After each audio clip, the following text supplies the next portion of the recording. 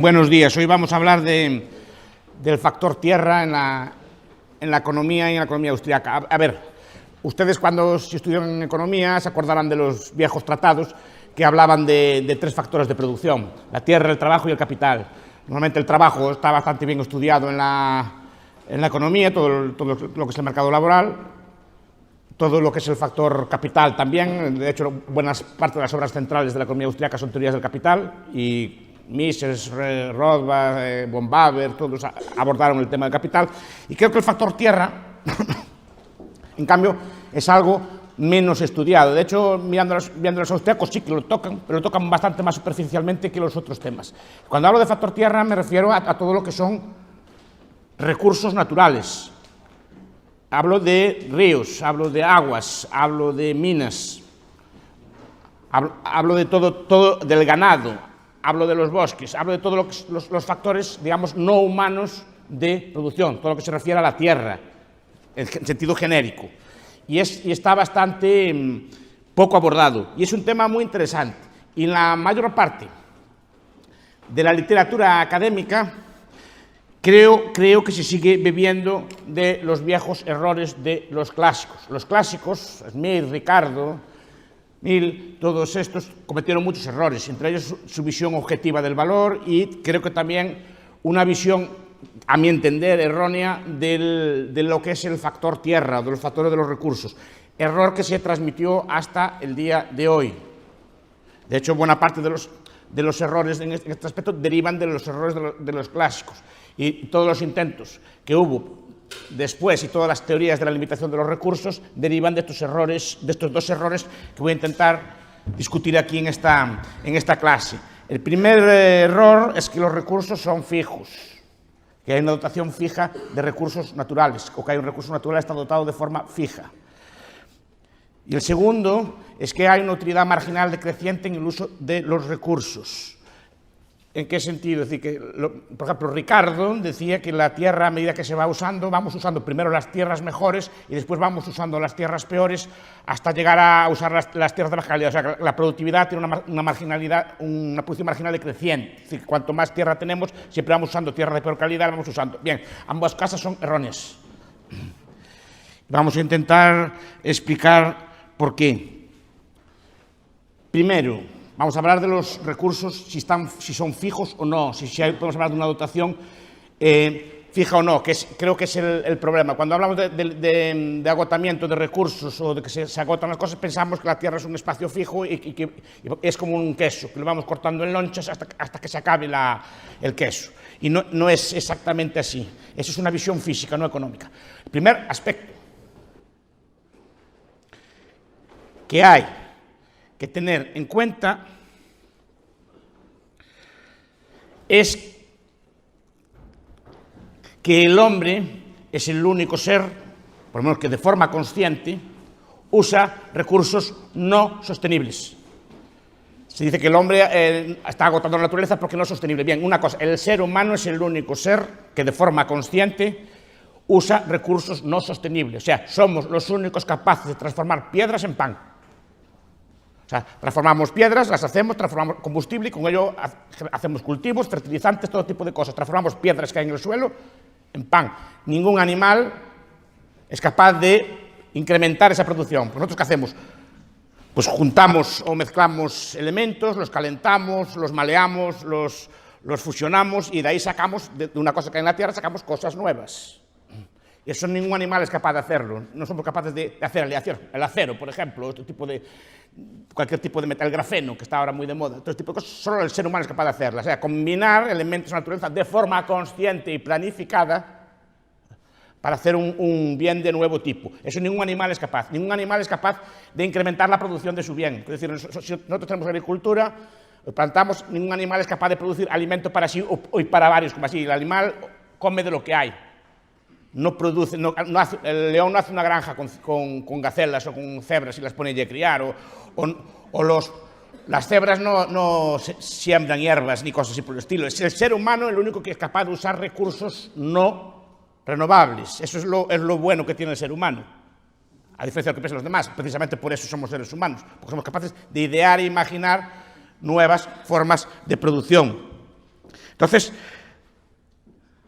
de ahí se deriva una serie de errores, de entender mal la fijeza. Aquí hay una tríada que cometió especialmente, creo que buena parte de los errores. A ver, lo que dicen los recursos que sacaban o así no son estúpidos. Sus razonamientos son correctos. Sus razonamientos son correctos siempre y cuando admitamos esta fijeza de recursos y admitamos una visión estática de la naturaleza. Al final, todos estos debates son debates, como dije ayer, de matemáticos contra austriacos. Porque todas las críticas de los recursos se basan en un principio matemático.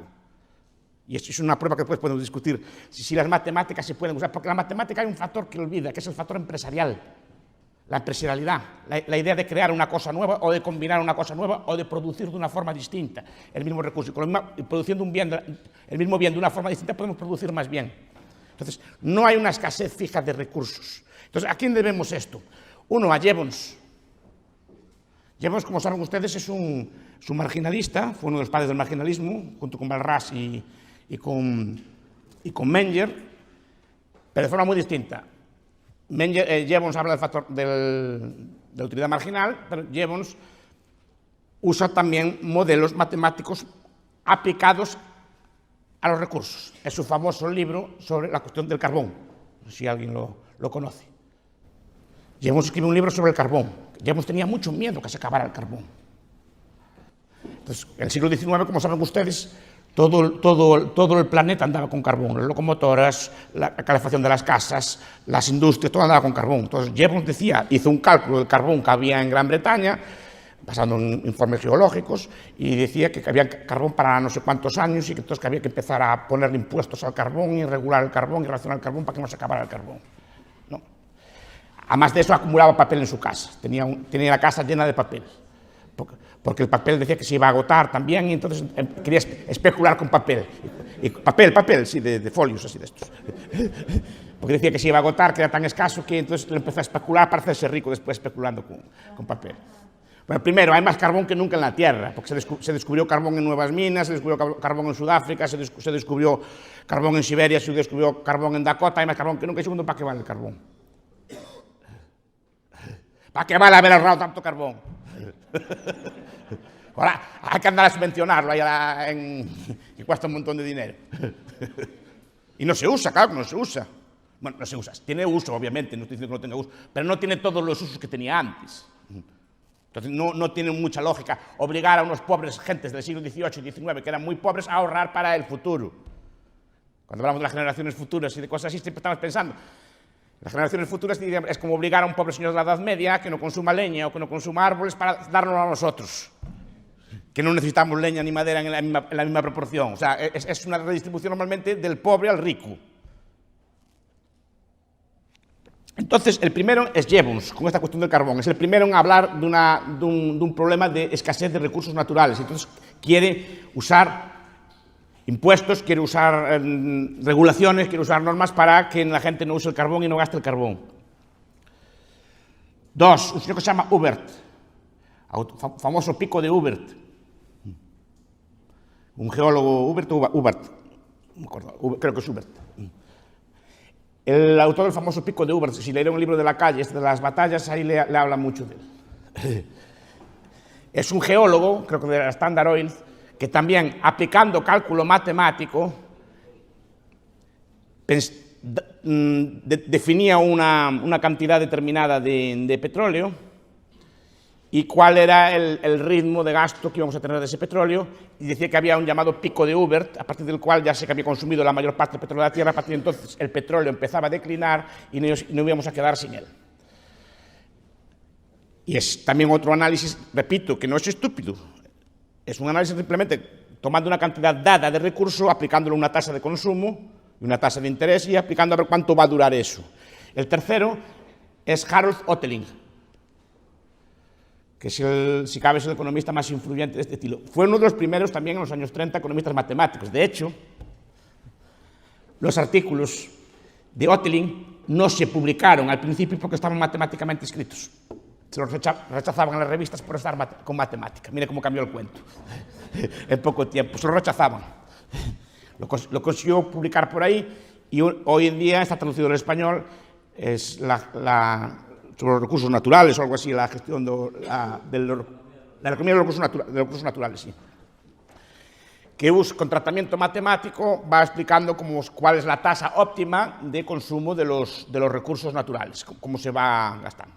Al final, decir que esta conferencia se la debo a José Ignacio, básicamente porque a él le gustaban mucho estas cosas, siempre le gustaron mucho estas cosas, y cuando estaba en liberalismo.org y aquellas cosas de la prehistoria del liberalismo hispano, siempre ponía artículos de estos. Pero como di una vez, hablando de estas cosas, alguna vez el año pasado en la Francisco Marroquín, hablé de estos temas y tuve varias polémicas, y bueno, pues por lo menos quería aclarar la postura.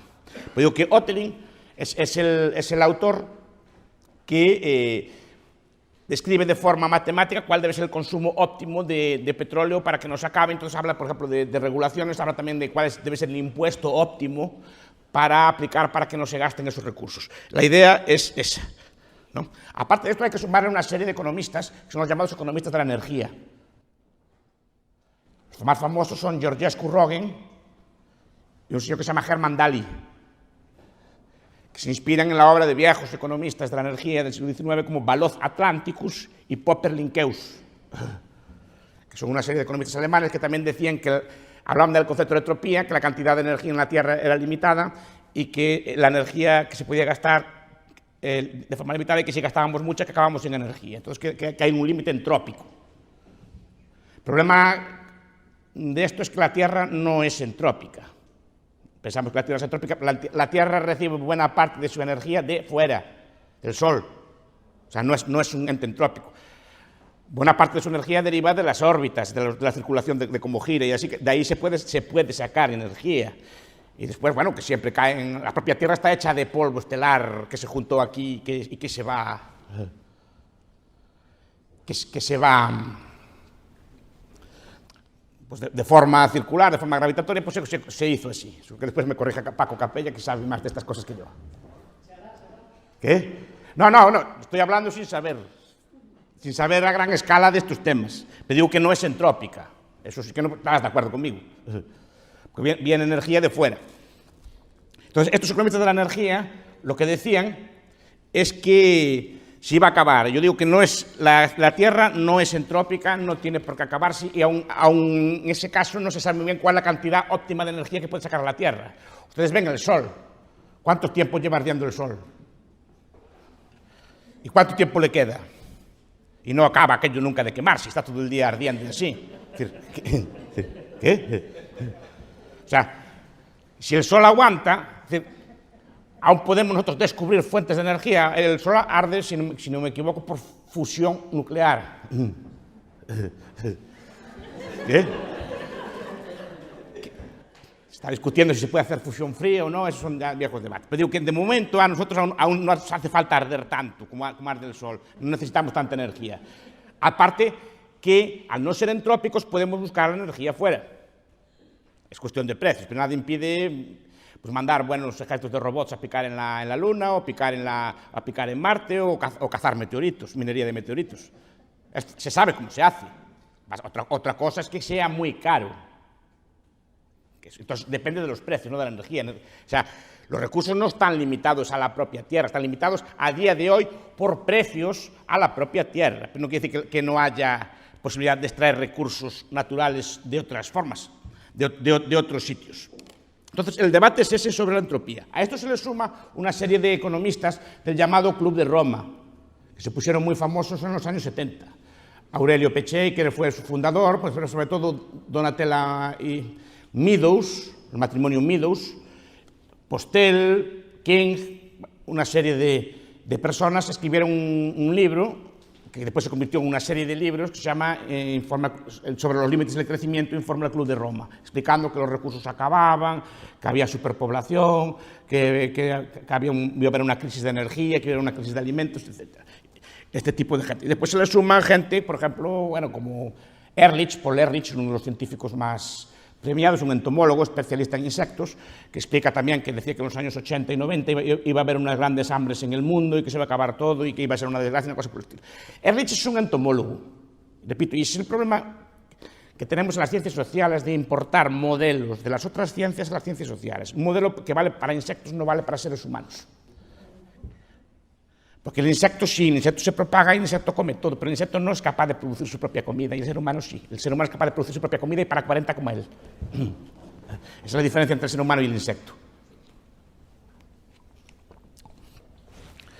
Entonces la idea, después hay autores como Clare, por ejemplo, que está todo preocupado, Michael Clare, que está preocupado mucho por las guerras de los recursos, por la falta de energía, etc. Daniel Yergin, por ejemplo, también cuando estudia el petróleo, todos estos, después les explica José Ignacio mejor que yo, preocupados por la escasez de petróleo. Yo no voy a hablar especialmente del petróleo, gente como Amory Lovins, un físico también que muy preocupado por esta cosa de los recursos se acaban.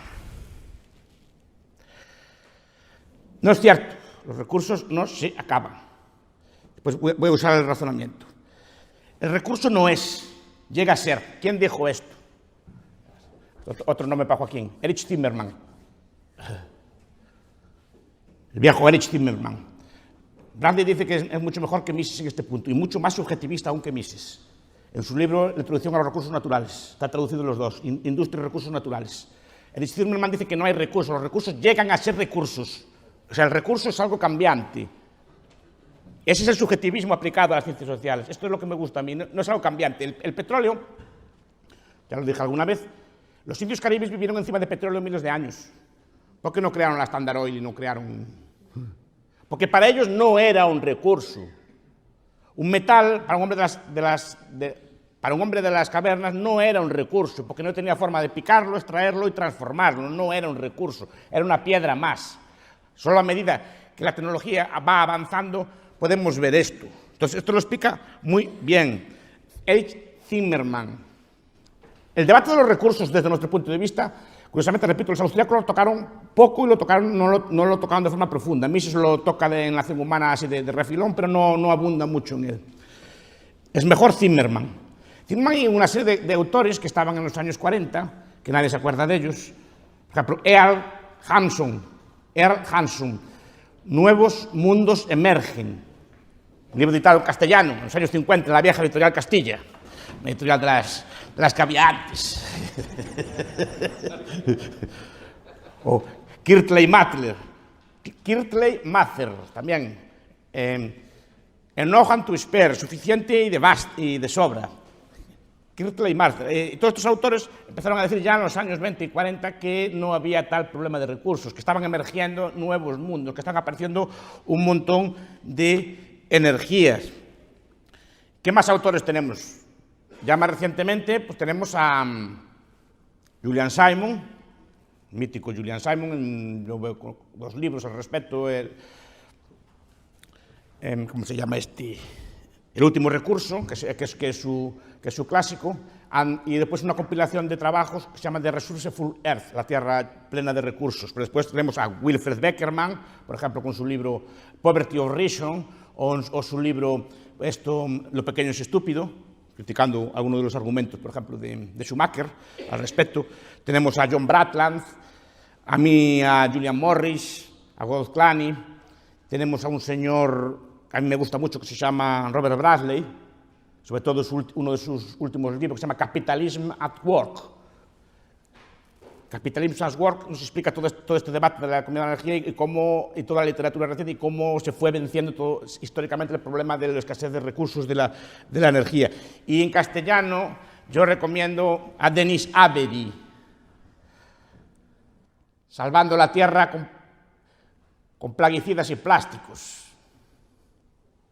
Está en internet si lo quieren ver, buena literatura. Defiende así el plástico, buenos plaguicidas, así para promover la producción de la tierra. Está traducido y es muy bueno además porque toca el tema de la escasez de la tierra y si la tierra es escasa o no, y diciendo cómo se puede hacer para que la tierra sea más productiva. Y, por ejemplo, el uso de los plaguicidas, el uso de los plásticos, combinados de muchas formas, puede hacer que la tierra sea más productiva. Digo que hay bastantes, en las revistas austriacas hay algunos papers sobre este tipo de temas, normalmente es de John Bratland, criticando, por ejemplo, el mito del colapso, como saben ustedes, colapso de Jared Diamond, es un tratado que habla allí de cómo se extinguían los recursos, cómo se acababan los recursos, sobre todo como en la isla de Pascua, los pascuinos, que es como se llama, pues se se comieron todos los árboles, todos los recursos, entonces dice que es horrible, que la tierra va a acabar igual y todo desolado, todo desertificado y cosas por el estilo. Porque los pascuinos no tenían derechos de propiedad sobre la tierra, cortaban los árboles y no replantaban los árboles. Pero bueno, Bradland critica en una serie de papers este esquema de esto, y pues hay una serie de buenos trabajos también en Independent Review. Y en el Cato también hay buenos trabajos sobre estas cosas. Bien, ¿cuáles son los argumentos de estos autores? Que después podemos discutirlo. Primero, la Tierra es fija en términos físicos, no en términos económicos. O sea, lo que nos interesa no es la abundancia en metros cuadrados o en metros cúbicos de un bien, sino su uso económico. Y ese es el primer caveat que tenemos que hacer, la primera advertencia que tenemos que hacer es esa, nos interesa en términos físicos. La Tierra sí que se puede agotar en términos físicos, en términos económicos es mucho más complicado. Segundo, la idea de que los recursos se agotan, no se refiere a un recurso, que la idea de que los recursos no se agotan no se refiere a un recurso, se refiere a todos los recursos. El error es considerar recurso por recurso y no todos los recursos a la vez o no todos los recursos mezclados. La gente piensa que el recurso es un recurso concreto, el tungsteno, el molibdeno, el tungsteno que hablábamos ayer para que se usa para falsificar oro y cosas así, ¿no? O el molibdeno, o el petróleo, lo que sea, que se agota ese recurso. Y yo no quiero ese recurso, yo quiero viajar. Yo quiero un coche, yo quiero viajar de aquí a Santiago, yo quiero ir de aquí a la laguna, es lo que quiero yo, no quiero petróleo, quiero el recurso económico, y lo que nos acaba es el recurso económico, no el recurso físico. Y eso es lo primero que hay que hacer. ¿Por qué? Porque el recurso se puede mejorar, o el uso del recurso se puede mejorar de 1000 formas distintas. Es decir, si yo invento un carburador que consume 10 veces menos, tengo 10 veces más petróleo.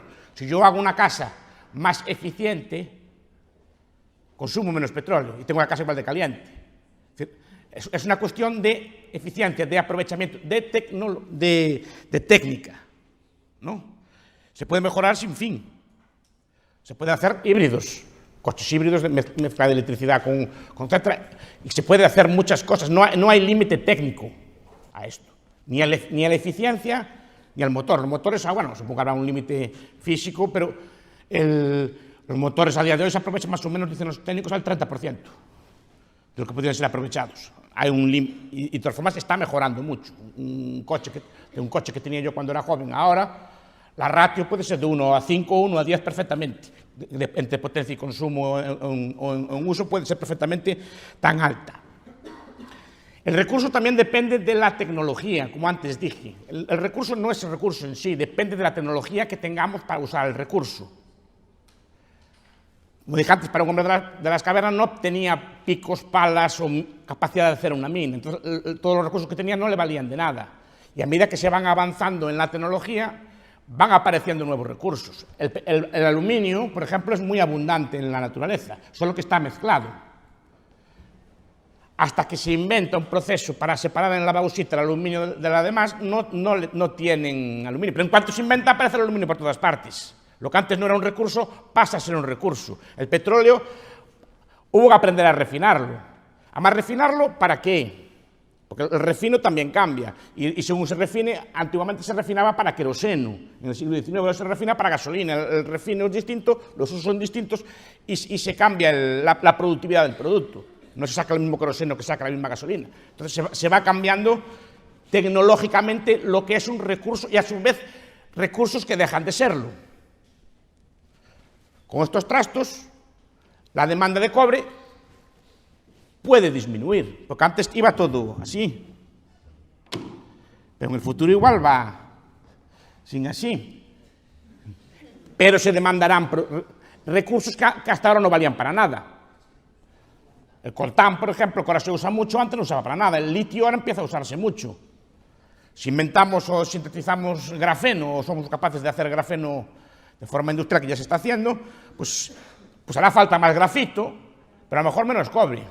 Entonces, ¿qué es un recurso? Y depende de la tecnología que tengamos para aprovecharlo. El nitrógeno era muy escaso, pero en el siglo XIX se sintetizó la forma química de obtener nitrógeno, y ahora el nitrógeno se usa como fertilizante. ¿Pero por qué? Porque ahora se sabe sacar nitrógeno del aire y transformarlo en fertilizante. Antes no se podía. Y eso no tiene límite.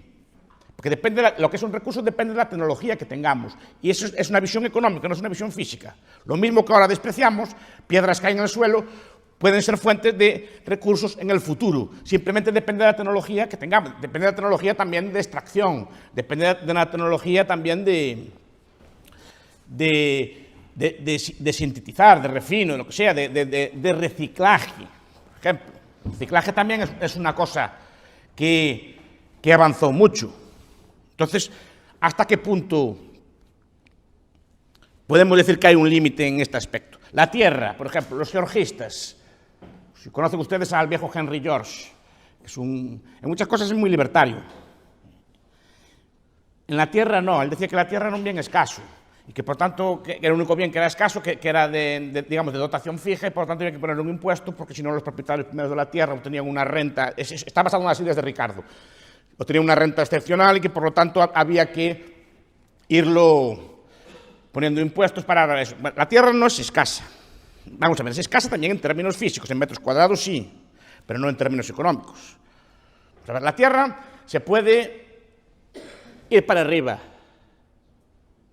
ir para abajo, o sea, los mismos metros cuadrados, no hay límite para arriba y límite para abajo será un límite técnico de altura. No sé cuánto es el límite técnico de hacer un edificio para arriba, lo sabrán los arquitectos. Para abajo también hay, pero de momento aún se puede hacer lo que antes en un metro cuadrado cabían, o en 10 metros cuadrados, cabían 10 personas, puede caber 100 perfectamente, si vamos para arriba o si vamos para abajo. De hecho, ¿saben una cosa? Ahora, siendo más gente, hay más espacio que antes. Las casas se incrementaron de tamaño. Las casas de antes, ¿os acuerdan? Vivía toda la gente en el mismo cuarto, vivía toda la gente, una familia entera en un piso relativamente pequeño, todos hacinados. Hoy en día, cada uno de ustedes es casi seguro que disfruta de un cuarto para usted solo. Y seguramente con más espacio que antes, y más caliente, y más cómodo, y con todo este tipo de cosas. O sea, hay más espacio siendo muchos más. Porque el espacio no es... ¿Tiene un límite? Sí, pero no tiene límite de uso. Si usted inventa una semilla que produce 3 veces más, tiene 3 veces más tierra. Si usted inventa una forma de riego que produzca 3 o 4 veces más, tiene 3 o 4 veces más tierra. Si usted inventa un nuevo fertilizante, tiene 3 o 4 veces más tierra en el mismo espacio. Porque usted no quiere espacio. Quiere trigo, maíz, lo que quiera. Y de hecho, el espacio productivo en la tierra, siendo muchos más, se está reduciendo. Cada vez se produce en menos espacio, en menos presión sobre el espacio, por lo menos en los países europeos. ¿Por qué? Porque no tiene un límite en ese uso y no hay un límite en el aprovechamiento. O en las semillas transgénicas, o se puede hacer en estantes, o se puede hacer incluso sin tierra. Si usted imagina, por ejemplo, los porreros de ahora, ¿no? Antes los porreros, ¿qué decir? Los porreros fuman, buena parte de la marihuana que fuman, la fuma de buena marihuana hidropónica. Cultivada en estantes, con agua, con unos polvos que le echan. Como es un consumo prohibido, en muchos sitios no puede estar a la luz del sol. Entonces, con luz artificial, con unos polvos que le echan, que son nutrientes, agua, y la semilla nace buena marihuana para que fumen los buenos porreros libertarios. Defensores de la droga libre, gracias al libre mercado. Entonces, ¿cuál es el límite? En estantes, miren, el estante, taca, un metro cuadrado, empieza a poner estantes y ahí pueden cultivar. Pero igual que cultivan marihuana, pueden cultivar maíz o cultivos más sanos, digamos, ¿no? Digamos, ¿cuál es el límite? También hay aquí un límite, en cierta forma, tecnológico. Depende de la calidad de la semilla, sobre todo, por ejemplo, también depende de la calidad de los fertilizantes o depende de la calidad de los plaguicidas. Por eso defendía el otro señor esto. Si ustedes son capaces de eliminar todo el bicherío que comen los cultivos, tiene más tierra en el mismo sitio. Ustedes piensan que entre ratas y demás bicheríos se comen una buena parte de la producción mundial. Todos los inventos modernos en tratamiento de plagas redujeron enormemente las mermas. Por eso, si usted... Fíjese lo que les digo, si usted reduce las mermas en el transporte, tiene más tierra también. Buena parte de la producción de alimentos se pierde en el transporte, en los camiones, o en los barcos, o lo que sea. Si usted es capaz de reducir, y se está reduciendo, también tiene más tierra. Esa asociación no se ve. Pero ustedes lo que no quieren es tierra, quieren un plato de pan o un plato de sopa en la mesa, no quieren petróleo ni tierra. Y si se reducen ese tipo de cosas, si gana la eficiencia, ustedes tienen más tierra. A efectos reales, no a efectos físicos. Ahí estamos de acuerdo. Y por eso decía que tenemos más espacio que nunca.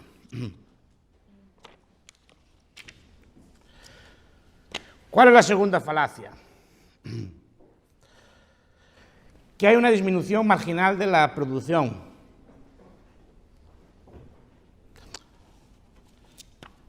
No, antes de esto. Cuando un recurso se acaba o se agota, ¿cuál sería el síntoma? El precio sube. El precio sube y ¿qué genera? Dos fenómenos. Uno, ratear o racionar la producción y ya de forma inmediata. El sistema de precios en ese aspecto funciona muy bien. Si ahora se quema toda la cosecha de café del Brasil, ¿cuándo sube el precio? Nosotros estamos bebiendo el café producido el año pasado, no el café producido este año. Si se quema la cosecha de Brasil este año, dirán, no, para este año aún tenemos. Pero ¿cuándo empezaría a subir el precio? ¿Ahora o dentro de un año? Ya especularía, el especulador funcionaría, subiría los precios ya y nos obligaría a reducir el consumo de café de tal forma que el café que antes iba a durar un año, ahora tiene que durar 2. Entonces nos sube el precio del café, que en vez de tomar 2 cafés por la mañana, tomamos uno solo, etc. Y nos lo raciona por el precio. Y 2, buscando ersatz, sucedáneos. Se sabe por la guerra, bueno, todos tenemos un montón de sucedáneos. En las guerras mundiales, por ejemplo, se inventaron un montón de cosas. En las guerras vienen, por ejemplo, alimentos como los callos, que antes eran de desecho. A mí me gustan mucho, con garbanzos. Pues son un alimento de guerra, una cosa que antes se tiraba, que era casquería, es una cosa que se empezó a aprovechar y a cocinar de forma que estuviera sabroso en tiempos de guerras. Pero todo lo que son todas las margarinas, por ejemplo, las margarinas vitaminadas, y así, son muchas veces de alta calidad, todo lo que son las achicorias, todo lo que son las cascadillas. Las cascadillas es un producto así ruin, es una especie de café ruin, pero bueno, se usaba en tiempos de la guerra civil. Los coruñeses lo consumían mucho. Sí que les gustaba mucho tomar cascarilla, tenían esa fama antes. Porque no tenían dinero para café, tomaban cascarilla para aparentar. Es la fama que tenían. Bueno, después todos los porreros hablan, los porreros de ahora son muy señoritos. Ahora solo quieren así marihuana orgánica o biológica, de esas cosas así. Antes los porreros de antes fumaban ajena, cuando no había porros. Ajena, jarabaca, ¿verdad? Pero ahora son tan finos que solo quieren así productos de esos orgánicos y libres de pesticidas y cosas de esas. Se volvió la gente muy fina, como decíamos ayer. Pero antes, buenos sucedáneos que tenían para fumar cuando no había. Esos son los dos mecanismos, el sustituto y el precio, que obligaban a racionar el producto. En cuanto suben los precios, rápidamente aparecen sustitutos baratos. Lo vimos en el caso último de las crisis energéticas, de la subida de precios, que aparecen todos estos frackings, empieza a aparecer las tar sands, empieza a discutirse la orimulsión, por ejemplo, venezolana, que son las arenas del Orinoco, que también dan buen petróleo, y con unas reservas equivalentes a todas las reservas de petróleo del mundo, son las arenas. Por eso digo, para hablar de todo eso. Entonces digo que aparecen sustitutos y el precio ratea el producto y nos obliga a gastar menos. En vez de ir 2 en un coche, vamos 4. También se puede incrementar el recurso racionándolo por el precio. Es decir, podemos hacer lo que dure también según el precio que sea, porque los recursos no son recursos, los recursos dependiendo del precio y de la tecnología, no es una cosa que haya así. Si usted sube el precio del petróleo, aparece petróleo de todas partes. Empiezan a picar en la Antártida, empiezan a picar, si pone el precio suficiente, hasta pican en la Luna. No se preocupe. No sé si allí habrá petróleo, porque no creo que haya. Pero si hubiera el precio bastante, tranquilo que mandaban allí a picar. Depende del precio que haya, o debajo del mar. Mira que el mar está todo sin picar, ¿eh? Debajo del mar hay tierra. Y allí hay buenas cosas para picar allí aún. Es una cuestión de tecnología, no es una cuestión de costes, pero no es una cuestión de que no se pueda picar debajo del mar. De momento aún no se puede o aún no compensa. Y tú piensas que solo rascamos, así como en la piel, en la superficie. La superficie son varios kilómetros. Creo que las minas más grandes deben ser 2 o 3 kilómetros para abajo, las minas más grandes que pueda haber. Más aún queda mucho por rascar y picar y sacar. Otra cosa que convenzco, no. Digo, la segunda falacia o error, en mi opinión, pues se puede discutir, es la idea de la disminución marginal de la productividad, que siempre se produce en las tierras más nuevas. O sea, que digamos que la mejor producción está en las mejores tierras y a medida que van ampliando la producción va a peores tierras. Eso no es cierto, eso depende de la tecnología. Lo que es buena tierra antes puede no serlo ahora. Lo que es buena tierra para producir el trigo que se comía en el siglo XIX a lo mejor no es buena tierra para el trigo que comemos hoy. Porque a lo mejor eso requiere otro tipo de trigo. La tierra que era buena para el vino en otro tipo, y depende de las modas, de los gustos, etc. La tierra que es buena para el vino tinto no es buena para el vino blanco. Si cambian la moda del vino blanco, la tierra que antes era buena pasa a ser mala y la que es mala pasa a ser buena. Imaginen que dejamos de... Porque es buena para algo, no es buena porque sí. Imaginen el tabaco, por ejemplo. Las mejores tierras de tabaco del mundo dicen que están envueltas abajo en Cuba, dicen los fumadores. Los mejores habanos y así, o en la República Dominicana hay buenas tierras para el tabaco. Supongamos que dejamos de fumar, que le hacemos caso al gobierno. Esas tierras, ¿para qué valen? Valen para otra cosa, pero no para el mejor uso. Ahora, a lo mejor hay que echar allí maíz o trigo, pero cuidado, esas tierras son buenas para el tabaco, porque no es la tierra. Es la tierra más el clima. Por ejemplo, lo que da la tierra es la tierra más el sol, más la tecnología que hay para elaborarlo, etc. Es decir, no es... Porque la tierra, la escasez de la mejor tierra no depende solo de la calidad estática de la producción. Por ejemplo, depende de la localización. Es que me vale que haya una tierra muy buena en el Perú. Es un ejemplo, ¿no? Perú hay una tierra fantástica, pero a lo mejor es mejor tierra una tierra en Madrid o al lado de aquí, porque es más cerca. Y los costes compensan. Sí, la tierra es muy buena, pero la logística de transporte, la logística de distribución, etcétera, igual pueden hacer que una tierra mala sea una tierra buena. Entonces, depende del uso que le demos, una tierra es buena o mala, porque depende de lo que queremos producir en ella. Una tierra buena para el trigo no es una buena tierra para el maíz. Una tierra buena para un vino no es buena tierra para otro vino. Depende de los gustos, de las modas, de las preferencias. Entonces, no hay una tierra mejor y peor a efectos marginales. Y una tierra que es buena para un recurso, si ese recurso deja de usarse, no vale de nada esa tierra. Si el recurso pasa de moda, imaginemos que dejamos de usar el cobre. Pues todas las tierras que tienen cobre y que tienen cosas, pues pasarían a ser malas tierras. Y tierras que ahora producen una cosa que no se usa, pero se usará en el futuro, pasarán a ser buenas tierras. Es decir, no hay una buena o una mala tierra. Y la buena o mala tierra depende de la tecnología. Con los abonos modernos, con las tecnologías modernas del plástico, la tierra de Almería, que antes no era buena, ahora es buena. No solo es buena, es muy buena. Porque no es solo la tierra mezclada con ese sol que sí que tiene Almería.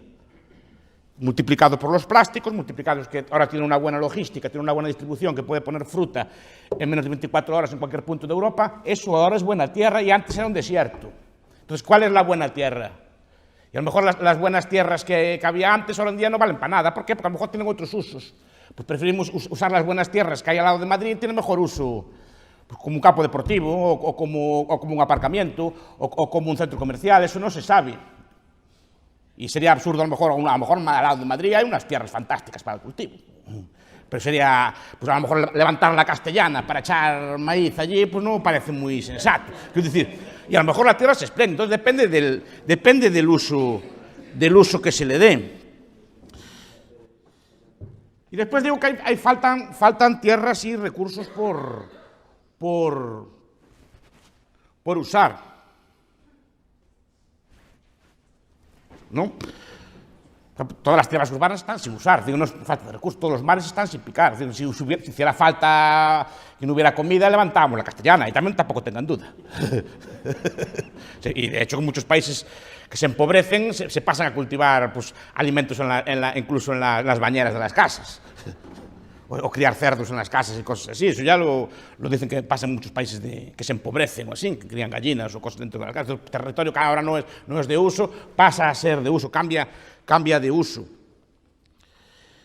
Y hay muchas zonas sin usar, incluyendo planetas, incluyendo los mares, incluyendo los ríos, etc. Pero repito, la idea es esta, que no hay un uso, el uso depende siempre, es cambiante y depende de la economía, y lo que es un recurso pasa a no serlo. El problema de esta cosa de los recursos es que deriva en políticas muy estatistas. muchas de ellas, porque la idea del recurso, no sé por qué los gobiernos no la tienen grabada en la cabeza y tienen la idea, la geopolítica, la idea del Estado está muy ligada a los recursos naturales. De hecho, los Estados nacionalizan el uso de los recursos naturales. Entonces, el petróleo de los venezolanos, el petróleo de Pemex y todo así es del Estado. Entonces, se hacen guerras por los recursos. Todas las guerras mundiales o así tenían idea de recursos del espacio vital de los alemanes, que necesitaban recursos que si no eran suyos no los tenían. No, lo ideal es comprar el recurso donde esté más barato y traerlo y punto, porque tiene que ser tuyo. Y así, pero la idea, y se usa, y hay como un fetiche al respecto. Con la agricultura no hay tanto, pero los suelos y eso sí que están sometidos, precisamente por estas ideas de fijeza y escasez, están sometidas a un control estatal brutal, que dice como son nuestros para que nos acaben, para tenerlos en caso de guerra, en caso de autarquía, tenerlos controlados, guardados para que nadie de fuera los explote y cosas por el estilo. Y se hace con el petróleo, porque otros recursos no se explotan tanto, no se expropian o nacionalizan tanto como este tipo de recursos y derivan en otro tipo de políticas y estatismos y cosas por el estilo, ¿no? Es una de las fuentes principales de estatismo, es la idea de propiedad común de esos recursos. Díganle a un mexicano que le quitan Pemex, dirán, nos quita algo nuestro. Nos cuesta una cosa así, o PDVSA, una cosa así, ¿no? Que nos quita algo que es nuestro. Es una cosa que se ve así como en el interior. De hecho, son las minas, todo eso, ¿no? A veces no se le venden al extranjero o se les quieren que queden en manos nacionales o en manos de empresas públicas. Es una cosa que deriva en un gran estatismo precisamente por esta maldita idea de la fijeza, escasez de los recursos. Porque claro, si son escasos, sí que tienes que guardarlos para ti, para el futuro, para tus cosas. Después quedaría por discutir todo el tema de los recursos renovables. Yo creo que, como el otro día hablaba con el señor Cabrera de estas cosas, de Ranz Cabrera, de estas cosas, de hacer categorías o no de recursos. Yo no creo que se pueda distinguir taxativamente entre recursos renovables y no renovables. Los renovables son la lluvia, el agua, estas cosas. Yo creo que también, si nos ponemos a agotar, también se puede agotar cualquiera de esas cosas. Nos podemos a gastar. O si nos ponemos a gastar cualquier recurso de plantación, si digamos, deforestamos todo, si acabamos con todo, también podemos acabar con los recursos renovables. Renovables quiere decir que se pueden plantar.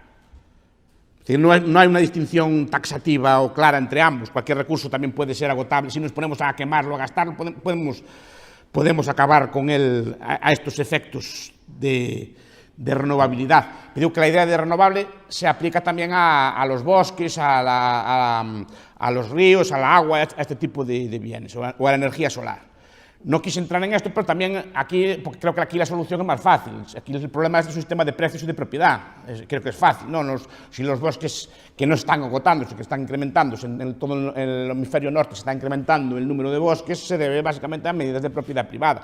Y también buena parte del expolio de los bosques de la Amazonía sí se debe a políticas estatales, que incentivan la producción en esas tierras, incentivan la producción de determinados recursos o subvencionan la producción de maderas o así para obtener divisas o lo que sea, para obtener recursos y no dudan en explotar ese tipo de Amazonias o bosques salvajes, que también la política estatal hace mucho daño en eso, pero básicamente los bosques, los animales y eso se deben a una falta de recursos de propiedad. Si estuvieran un derecho de propiedad asignados no habría problemas sobre los bienes renovables, incluida el agua o las demás cosas. Pero bueno, no voy a extenderme en esto porque ya hablé bastante. Ahora si quieren hacer alguna pregunta, pues quedo a su disposición. Muchas gracias.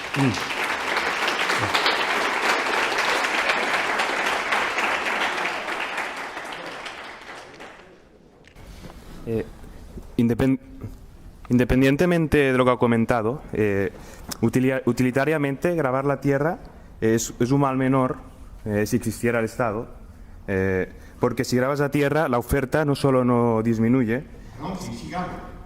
Si grabas la tierra, si el Estado graba la tierra, la oferta no solo disminuye, sino que la puesta a disposición del mercado podría aumentar. Pero el ámbito más interesante lo tiene para mí el ético-político, porque mientras que todos los demás factores de producción son fruto de la acción humana y su distribución parte de una deliberación racional, o lo puede ser, la propiedad de la tierra es un dogma que no se puede alterar mediante discusión o argumentación. Simplemente se impone por la fuerza, aunque sea defensiva, y entonces yo creo que si se combina libertarianismo con reparto de la tierra, con cierto reparto de la tierra, se lograría un sistema de determinación política con igualdad política y no solo libertad. Entonces yo creo que daría un salto más importante para extenderse, para justificarse mejor Pero reparto la tierra... Sí, pero reparto de la tierra ¿para quién? ¿No? A muchos de ustedes a lo mejor no tienen interés en tener tierra. Sí, pero digo, yo a lo mejor, yo tengo un pedazo de tierra, pero no estoy especialmente interesado en él porque solo me da trabajo. Tengo que contratar a un señor para que me pode los árboles y que me lo corte, no, y yo no vivo de eso. Me gusta tenerlos, es un capricho que tengo, lo heredé de mis abuelos, pero no es que yo lo necesite, más bien me da gasto, no es una cosa que yo quiera tener, ahora es por sentimentalismo. Y muchos de ustedes no creo que quieran una parcela de tierra. A lo mejor prefieren un piso más grande. Menos tienes la posibilidad por ejemplo, de hacer una escisión de una comunidad, aunque sea una persona o una comunidad libremente formada, que allí entonces, como las comunidades libremente formadas, privadas, entonces ya tienes la opción de secesionarte, porque no te puedes secesionar sin tierra, entonces esa opción la tendrías. Algún de tierra necesita algún tipo de espacio físico. Pero digo que el reparto de la tierra depende si usted quiere vivir en la tierra o no. O sea, a mucha gente la tierra no le interesa especialmente, le interesa a lo mejor un trabajo mejor en la ciudad o le interesa otro tipo de cosas. No necesita... La idea de una parcela para cada uno también sería no todo el mundo le daría el mismo uso. Yo seguramente esa parcela la tendría para recreo, no la tendría para producir. Lo mejor sería que se la vendiera a alguien que sí que sabe hacer algo con ella. Digamos que no te obliga a ir a otro sitio donde tener una parcela, sino que al menos primero sirve para financiar el Estado, si la parte mínima, la esencial, el monopolio de violencia. Yo eso ya sabía. Ya lo sé. Pero de existir, como mínimo, mal menor podría ser, a la hora de lograr impuestos. Podría ser. Entonces, si ahorras de pagar impuestos, aunque luego no utilices la tierra para secesionarte, al menos ya no tienes que contribuir. Pero eso las cosas las decía Henry George y estos georgistas. En España había unos cuantos, en los años 20 en España. Los traducían en una editorial valenciana, todos los clásicos del georgismo. Pero claro, es la idea de que la tierra es buena per se y así. Es que démosle la vuelta, es que la tierra siempre se usó para cobrar tributos. Los primeros tributos fueron siempre por la tierra, básicamente por un motivo, porque no podía escapar. La tierra está ahí quieta, no puede escapar. Entonces, es mucho más fácil grabar la tierra que grabar los bienes inmobiliarios, que grabar las riquezas o las rentas o así. Después, cuando aprendieron tecnología, pasaron a grabar este tipo de cosas. Pero precisamente por eso es bueno que el Estado no controle estas cosas, porque yo soy antistatista. No, ya. Las casas, en los impuestos sobre las casas eran los metros que estaban sobre la tierra. Sí. Entonces, las entradas de las casas eran muy pequeñas y luego el segundo piso los hacían sobre columnas para que el suelo pudiera sobresalir por encima de la tierra que ocupaba la casa y pagar menos impuestos.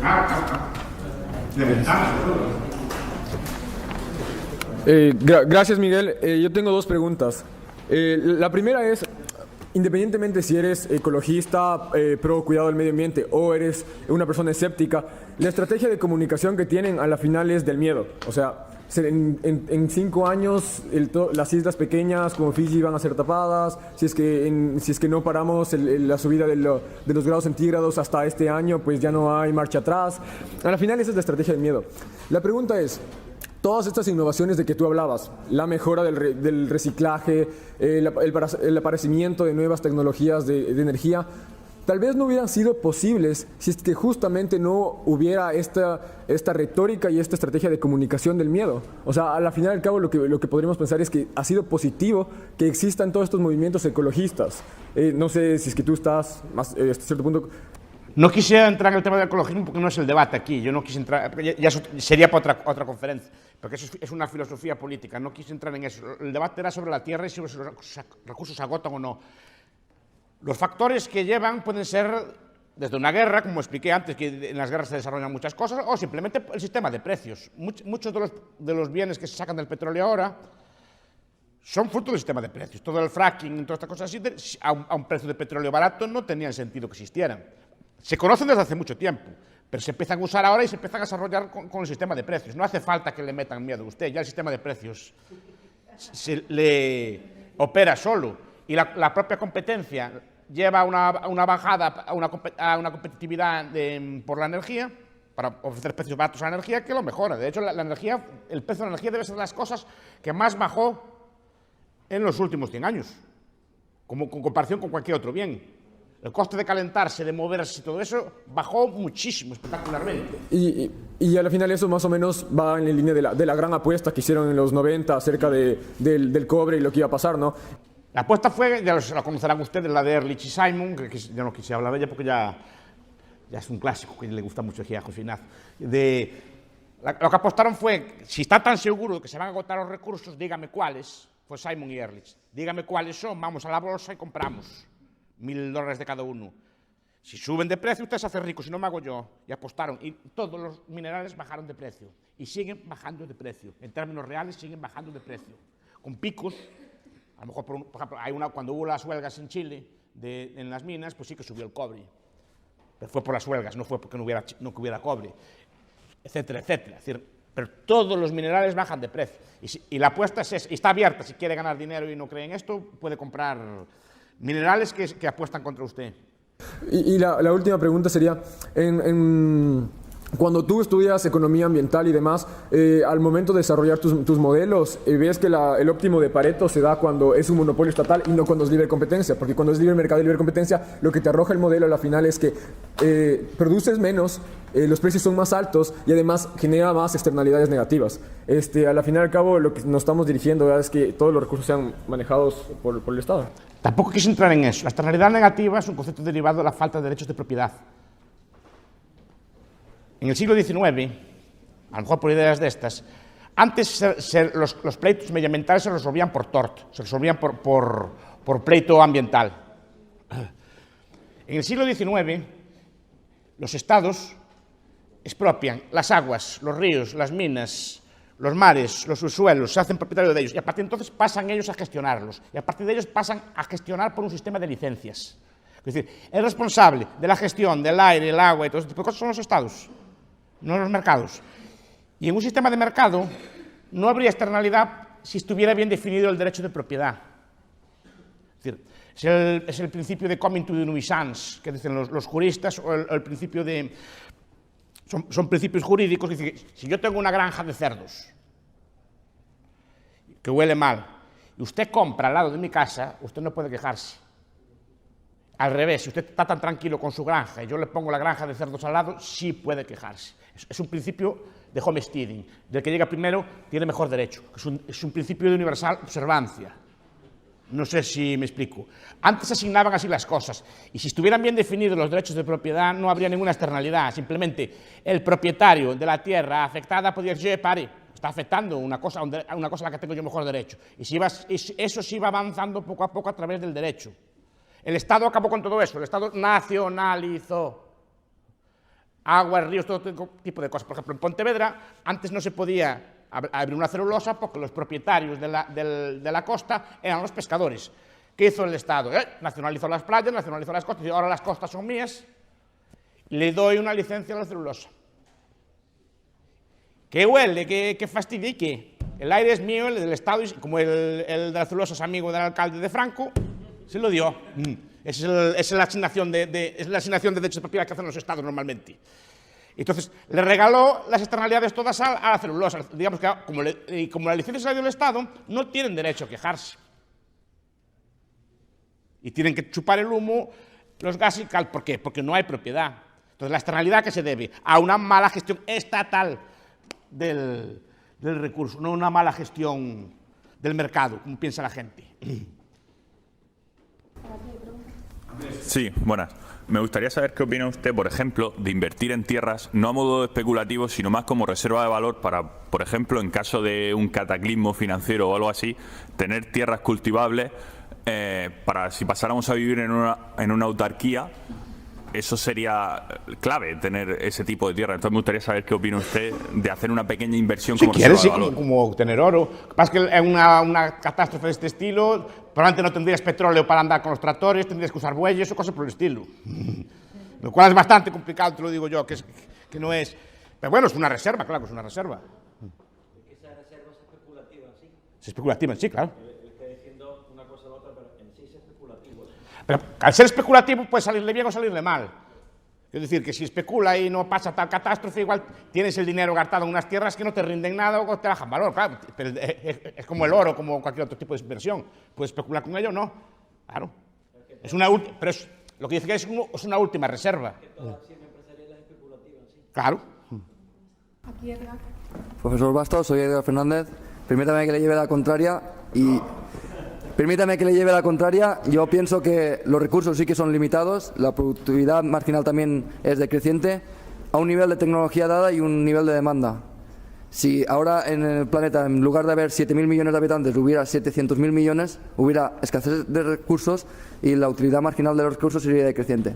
Hace dos siglos había menos población, más tierras disponibles y había una hambruna cada 25 años. Había menos recursos que hoy, cuando éramos menos. Había límite de recursos. No, había muchos menos que hoy. Entonces había un límite. A un nivel de si tecnología. Si tuviéramos 700.000 millones de personas en la Tierra, tendríamos muchos más recursos. ¿Sabe por qué? Porque el recurso es su cabeza, no es el recurso. Sí, pero es que la tecnología depende. La tecnología que habría con 700.000 millones de personas sería muy distinta cualitativamente a la que hay hoy. En el tiempo. Pero en el futuro. En el futuro. Pero si ahora mismo de repente viene extraterrestre a vivir aquí. Si traen su tecnología, mejor. No, pero. Si son capaces de llegar aquí, es que tienen tecnología que puede superar la velocidad de la luz. Claro, entonces el límite de los recursos depende de la tecnología, no del propio recurso. Claro. Entonces los recursos sí que tienen límites. ¿Cómo? Los recursos sí que tienen límites. No, porque depende de la tecnología y cualquier cosa puede ser un recurso. Y lo que dije es que el recurso no se limita a la mera tierra. Hay recursos fuera de la tierra. ¿Sí o no? Entonces no hay límite en eso. No hay límite que... Hombre, sí que hay límite. A ver, vamos a ver. A ver, cuando se acabe el Sol, no sé cuántos miles de millones de años le quedan, pues obviamente se va a acabar todo. Pues cuando se acabe eso, se va a acabar todo, o supongo que antes. Pero antes supongo que... Espero haber podido migrar a otros planetas, a otros tipos de sitios, la especie.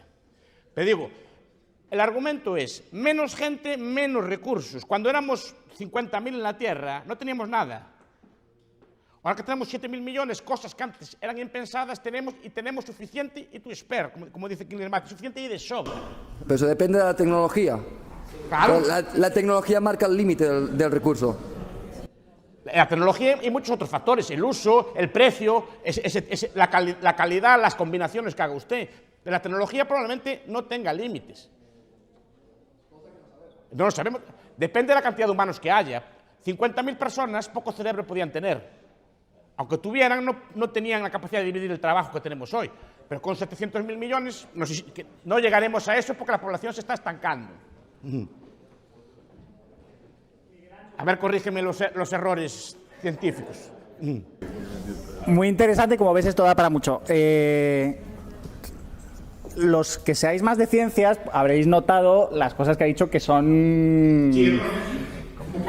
Que os recomiendo que tengáis cuidado porque si te pillan el vídeo y te sacan de contexto van a decir, mira este bestia las barbaridades que está diciendo. Solo detalles. No es cierto que el ser humano sea el único animal productor. Los hay muy pocos, pero justo son los que has dicho que no. Los insectos, las hormigas, tienen agricultura y tienen ganadería. Las abejas producen miel, pero eso más que de transformación, es un proceso de transporte y almacenamiento puro. Pero las hormigas transforman materiales y son como nosotros ganaderos y agricultores. Es verdad que en el ser humano eso está exagerado, es decir, que la capacidad que tenemos es muchísimo mayor que en los demás. Si te fijas, dije casi todos los animales, no dije todos.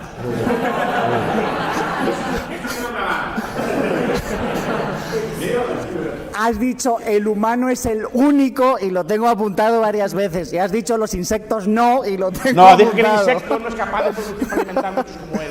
El insecto sí que se limita a los recursos que tiene, no es capaz de combinar cosas distintas. Aquello que dices de entrópica, es que me ha recordado que el año pasado salió también la palabra entropía. Tener cuidado con la palabra entropía, porque lo que quieres decir, que es cierto, es que los teoremas de degradación entrópica, el segundo principio de la termodinámica, no se aplica de forma estricta a la Tierra porque no es un sistema cerrado. Entonces eso lo decías, porque recibe energía no solo del Sol, sino como lo que nos interesa es la superficie de la Tierra, que es donde vivimos nosotros, sino del propio interior de la Tierra. También la energía geotérmica es importante. Es entrópico, concepto de la Tierra. Que no, es que no sé si entiendes lo que significa ser entrópico. El adjetivo entrópico no significa nada. La entropía es un nombre. No hay procesos entrópicos. Hay que saber mucha de termodinámica para saber qué es lo que significan. Simplemente decir que eso que dicen que se va a acabar la energía disponible porque la entropía va creciendo, que eso está muy lejos, está lejísimos por aquello que te han dicho. El Sol le quedan 4.000 millones, 5.000 millones de años de vida, no pasa nada.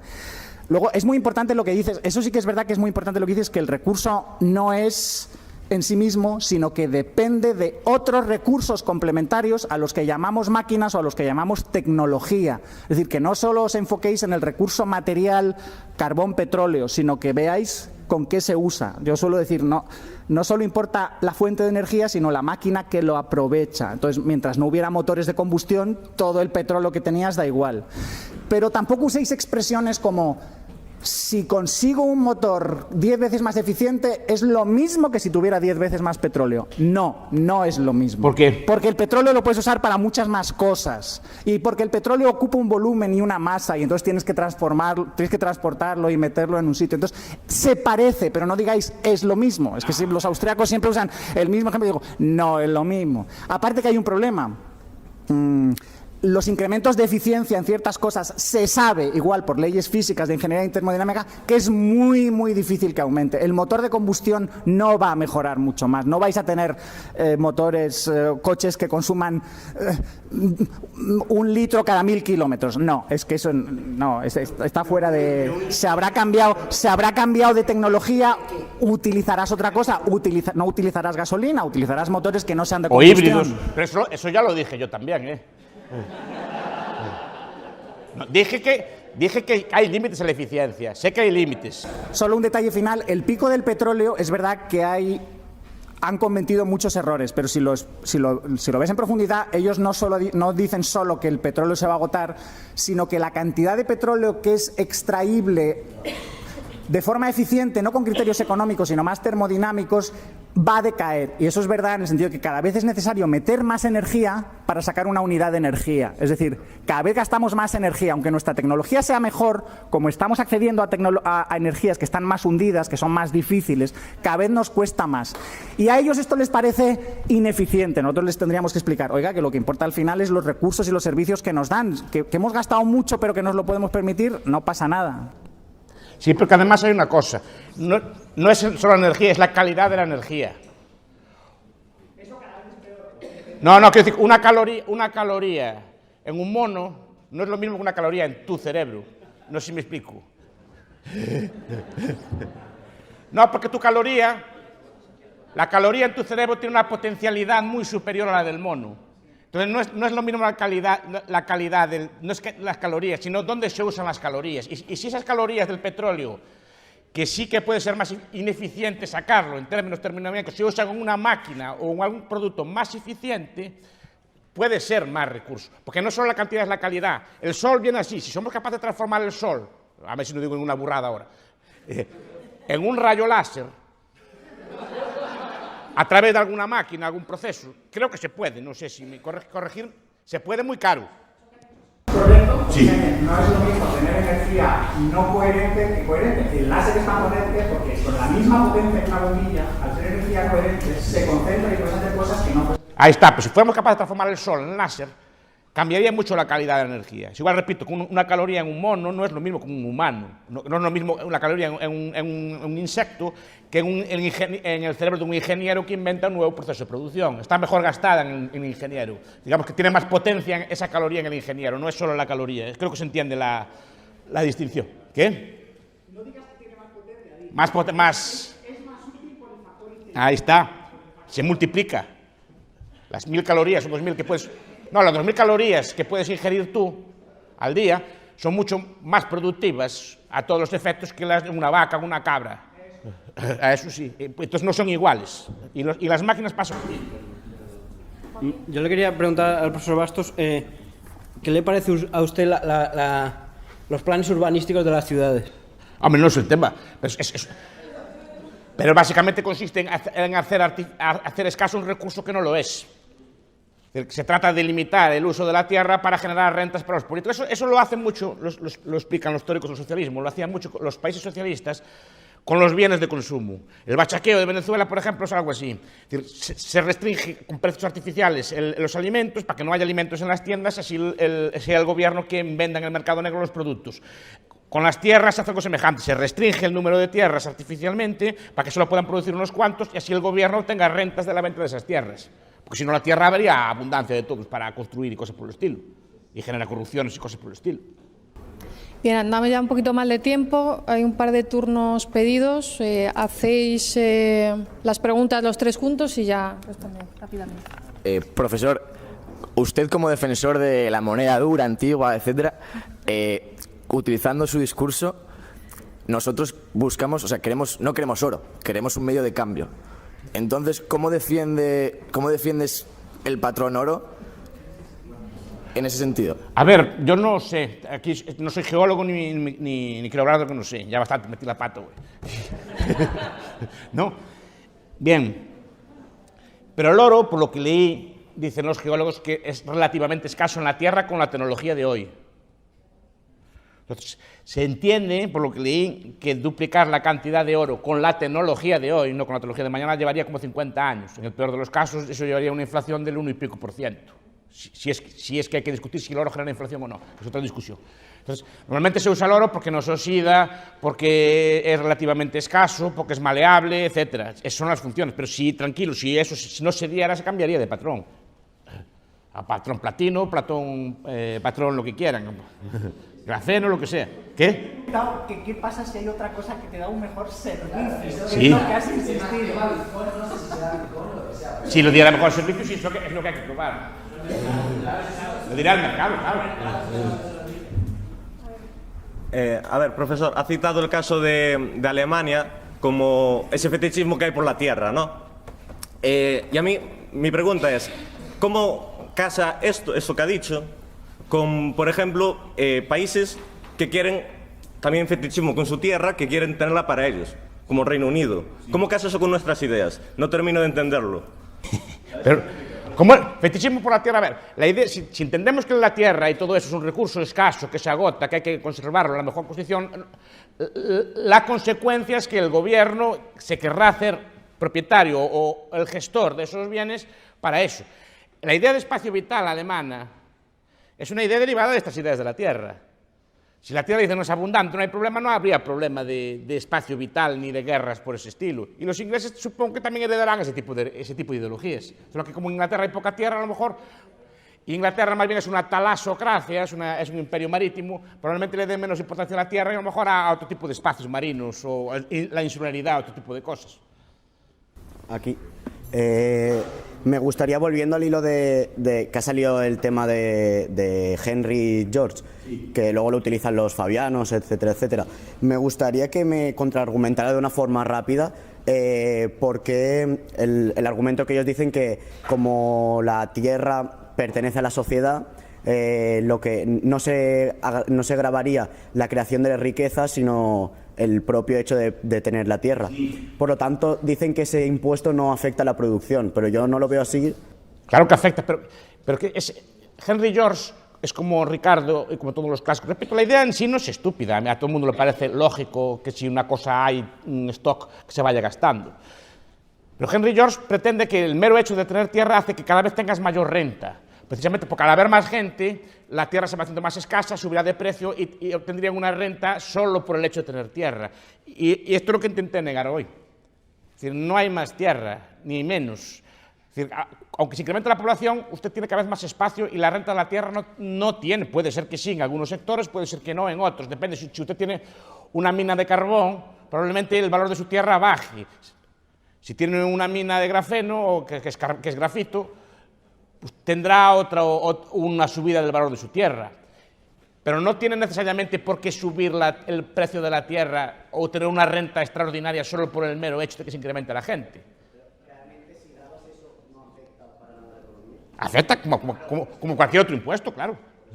Y desincentiva determinados cultivos, cambia el uso de la producción, etcétera, claro. Porque al que está grabada la tierra se convierte en un factor con precio distinto, a lo mejor le es menos rentable producir agricultura y más rentable producir industria, cuando a lo mejor no lo sería, etcétera. Claro que distorsiona la producción toda. Bueno, ya no les aburro más. Muchas gracias.